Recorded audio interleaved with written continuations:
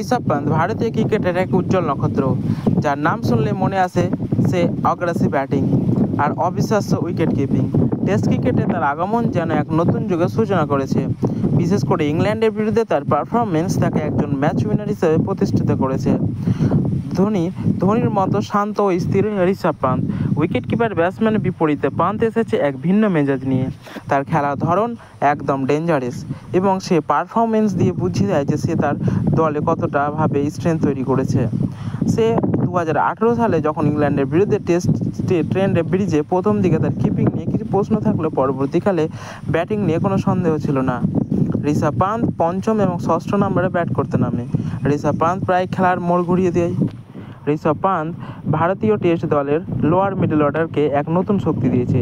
তিনি কেবল রানই করেন না, দ্রুত রান করে, যা প্রতিপক্ষের ওপর চাপ সৃষ্টি করে এবং সুন্দরভাবে খেলেও। ঋষভ পান্ত তার অল্প টেস্ট ক্যারিয়ারে অনেক রেকর্ড ভেঙেছে। নতুন নতুন নতুন মাইলফলক স্ট্রাইকার করেছে। ভারতীয় হিসাবে টেস্টে 3000 রান পূর্ণ করেছে।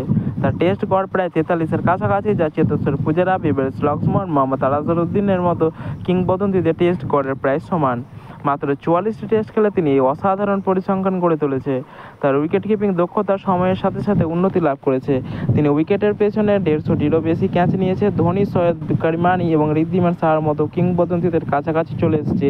মার্ক ব্রাউজার 532টা ক্যাচ নিয়েছে। অ্যাডাম গিলক্রিস্ট 379টা। আর বিশ্বমান উইকেট কিপার রেকর্ড ভাঙতে পারে বা পারুক। পান্ত উইকেট কিপারদের মধ্যে একটি বিশেষ স্থান অধিকার করে ফেলেছে।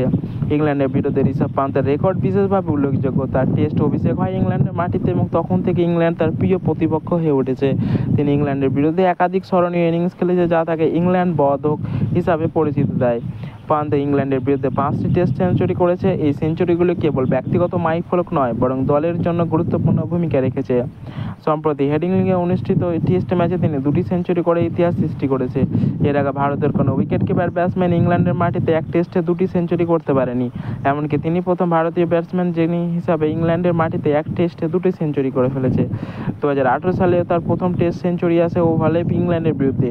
সেই ম্যাচে ভারত হেরে গেলেও পান্তের 146 রানের সেই ইনিংসটা ক্রিকেট মহলে আলোড়ন ফেলে রেখেছে।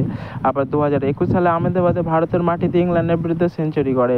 2022 সালে এজবাস্টনে ইংল্যান্ডের বিরুদ্ধে 146 রানের ইনিংস ছিল দর্শনীয়। 2025 সালে হেডিংলিতে প্রথম ইনিংসে সম্প্রতি হেডিংলিতে টেস্টের প্রথম ইনিংসে 134 রানের দুর্দান্ত ইনিংস খেলে ঋষভ পান্ত। তিনি আগ্রাসী শট খেলে ইংরেজ বোলারদের ওপর চাপ সৃষ্টি করে। এই ইনিংসে তিনি MS ধোনির রেকর্ড ভেঙে ভারতীয় উইকেট কিপারদের মধ্যে সর্বোচ্চ সংখ্যক টেস্ট সেঞ্চুরির মালিক হয়। 2025 হেডিংলিতে দ্বিতীয় ইনিংসে ঋষভ পান্ত 118 রানের আরেকটি সেঞ্চুরি করে ইতিহাস গড়ে। এর ফলে তিনি অ্যান্ডি ফ্লাওয়ারের পর দ্বিতীয় উইকেট কিপার ব্যাটসম্যান হিসেবে টেস্ট ম্যাচে 2 ইনিংসে সেঞ্চুরি করার রেকর্ড করে।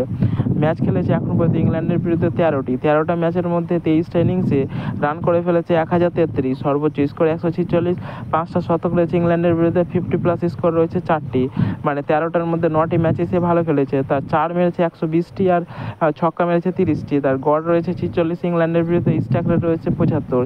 এই পরিসংখ্যান দেখাচ্ছে পান্ত ইংল্যান্ডের বিরুদ্ধে কতটা সফল। তার স্ট্রাইক রেট বিশেষভাবে লক্ষণীয়, যা ইঙ্গিত দেয় পরবর্তীকালের অন্যান্য ব্যাটারদের। ঋষভ পান্তের ব্যাটিং স্টাইল ইংল্যান্ডের বিরুদ্ধে তার পারফরমেন্স খেলার গতিপথ বদলাতে সক্ষম। অগ্রাসী ব্যাটিংয়ের মাধ্যমে চাপ সৃষ্টি করে ঋষভ পান্ত। তার দ্রুত রান তোলার ক্ষমতা ম্যাচের পরিস্থিতি দ্রুত পরিবর্তন করে দেয়। এমনকি যখন দল চাপে থাকে তিনি তখন স্বাভাবিক খেলা খেলে এবং দ্রুত রান তোলার চেষ্টা করে। সে টেস্টের মতো খেলে না, টেস্টকে ওয়ানডের মতো খেলে, তাই সে এতটা সফল হয়েছে। আমরা যদি দেখি যে বেশ কিছু ম্যাচে ঋষভ পান্ত তার ব্যাটিং দিয়ে ম্যাচ জেতানো ইনিংস খেলেছে। যদিও হেডিংলিতে টেস্ট তার জোড়া সেঞ্চুরি সত্ত্বেও ভারত হেরে গেছে। অতীতে তিনি অস্ট্রেলিয়ার বিরুদ্ধে কাবায় ঐতিহাসিক জয়ে, ইংল্যান্ডের বিরুদ্ধে ঘরের মাঠে একাধিক টেস্ট জয়ে গুরুত্বপূর্ণ ভূমিকা পালন করেছে। এভাবে মানে ঋষভ পান্ত যেভাবে টিম ইন্ডিয়াকে সাপোর্ট করে যাচ্ছে, আমার মনে হয় যে আইসিসি টেস্ট চ্যাম্পিয়নশিপ যেটা আছে 2027, সেখানে ভারত জায়গা করে নিতে পারে। বন্ধুরা, ভিডিওটা তোমাদের কেমন লাগলো অবশ্যই কমেন্টে জানাও। আর যদি তুমি ঋষভ পান্তের ফ্যান হয়ে থাকো তাহলে কমেন্টে অবশ্যই ঋষভ পান্ত লিখে দাও। তো বন্ধুরা,